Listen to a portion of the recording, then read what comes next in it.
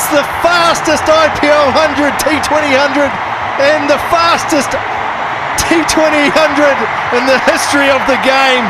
And look at the celebration from the big man.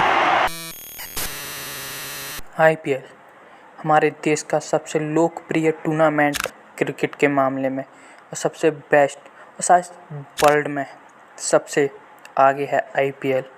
यकीन मानिए यहाँ पर कुछ ऐसे इतिहास के सुनहरे पन्ने हैं जहाँ पर जितना खगाला जाए उन्हें उतना ही दिल को सुकून मिलता है।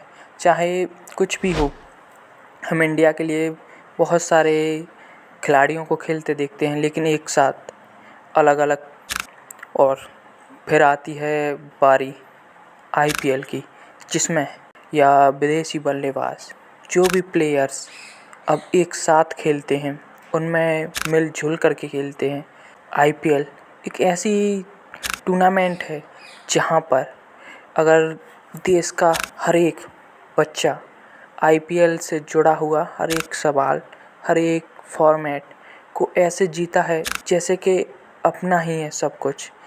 चाहे CSK ले लो, चाहे RCB ले लो, मुंबई इंडियंस ले लो, चाहे दिल्ली कैपिटल ले लो, लेकिन कुछ कहानियाँ ऐसी हैं जो अपने अतीत को दबाए बैठी होती हैं और एक ऐसी ही इनिंग जो इतिहास के सुनहरे पन्नों में लिखी, इतिहास ने उसे न कभी दोहरा पाई और शायद मुझे लगता है न दोहरा पाएगी। हम बात कर रहे हैं एक ऐसे खिलाड़ी की जिसकी महानता और जिसकी गाथा एक अलग ही बयां करती है। अगर वो अपने फॉर्म में हो, यकीन मानो बॉलर थर थर कांपते हैं। उसके सामने न कोई फास्ट बॉलर, ना ही स्पिनर, कोई भी नहीं चलता। बस चलता है सिर्फ और सिर्फ उसका बल्ला, और उसका बल्ला ही इतनी महानता से एक ऐसे रिकॉर्ड की कहानी सुनाने जा रहे हैं, एक ऐसे मैच की कहानी सुनाने जा रहे हैं जहां पर IPL के इतिहास में उसका नाम दर्ज हो चुका है, जो हाईएस्ट रन है। हम ऐसे इंसान की बात करने जा रहे हैं जिसे यूनिवर्स बॉस कहते हैं। हाँ, हम बात कर रहे हैं क्रिस गेल की, उस इनिंग की जिसे 2013 में खेला गया, लेकिन आज 24 चल रहा है।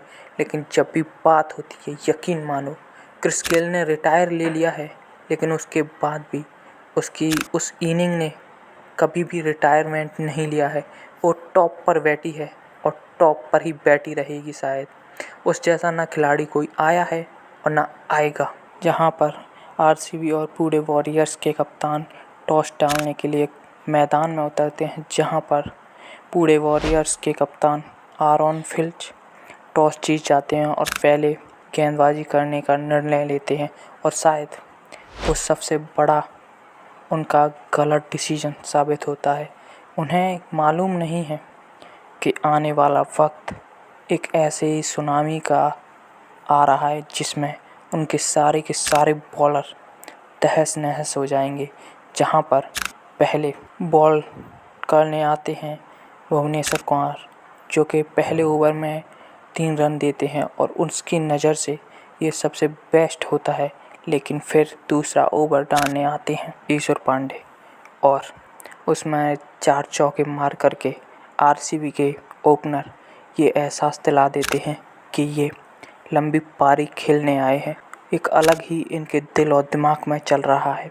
लेकिन उसके बाद जो धुआंधार होती है, यकीन मानो बरसात के मौसम में छक्के चौकों की बारिश होती है, उसमें उसने कभी नहीं पूरे वॉरियर्स ने सोचा होगा कि क्रिस गेल वो तूफान लाएंगे कि हर एक बॉलर की धज्जियां उड़ा देंगे। चाहे मिचेल मार्श हो, अशोक टेंडा हो, ईश्वर पांडे हो, भुवनेश्वर कुमार थोड़े से लगे उनके सामने कि हाँ ये बॉलर हैं, वरना सभी बॉलरों की, चाहे कप्तान खुद आरॉन फिंच हो, सबकी धज्जियां उड़ा दी क्रिस गेल ने। क्रिस गेल उस फॉर्म में थे, यकीन मानो कोई भी बॉलर उनके सामने सिर्फ और सिर्फ नतमस्तक हो रहा था। लेकिन क्रिस गेल जो रुकने का नाम ही नहीं ले रहे थे, जहां पर उन्होंने सिर्फ और सिर्फ 31 गेंदों में पूरा शतक कर दिया। उसके बाद उन्होंने पीछे मुड़कर ही नहीं देखा। उन्होंने वो कमाल की पारी खेली, वो लाजवाब बना, वो दरिया दिली कि कप्तान सोच में पड़ गया पुणे वॉरियर्स के कि अब क्या और क्या कहा जाए और क्या किया जाए, क्योंकि जो पार्टनरशिप चल रही है वो ही नहीं टूट रही है।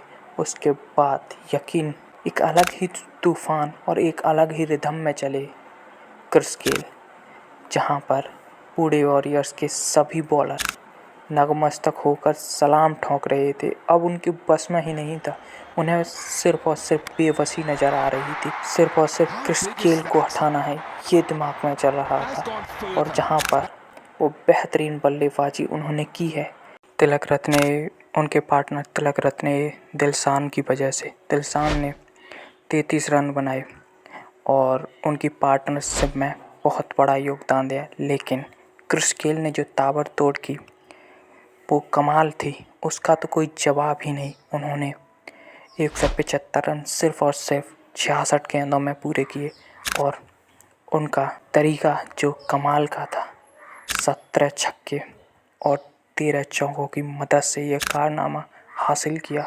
और उनका साथ देते हुए दिलशान, फिर उनके बाद आए विराट कोहली जो 11 रन बनाकर आउट हो गए। उसके बाद एबी डिविलियर्स आए जिन्होंने 31 रन बनाए और 31 रनों की बदौलत ही आरसीबी पुणे वॉरियर्स को 263 रन का टारगेट देती है। जहां पर 200 रन का टारगेट का पीछा करने पुणे वॉरियर्स स्टीव स्मिथ की वजह से 41 रनों की बदौलत सिर्फ और सिर्फ 133 रन ही बना पाती हो। 133 रन पर ही वो ऑल आउट हो जाती है और जहां पर बहुत ही बड़े पैमाने पर आरसीबी 130 रनों से उस मैच को जीत जाती है। यकीन मानिए, जहां पर जो कमाल किया था क्रिस गेल ने, एक अलग ही जॉनर है। उन्होंने अपनी आत्मकथा में कहा है, अगर उनके साथी बल्लेबाज जो कि 15 ओवर तक उनके 150 रन हो चुके थे, वहीं पर अगर उनके साथी बल्लेबाज उन्हें स्ट्राइक दे देते तो यकीन मानो वो 200 रन का आंकड़ा T20 में लगाने वाले पहले बल्लेबाज हो जाते। उनकी अपनी आत्मकथा में ये बातें उन्होंने खुद जग जाहिर की हैं। और शायद आई होप आपको वीडियो पसंद आए तो वीडियो को लाइक करें and thank you for watching.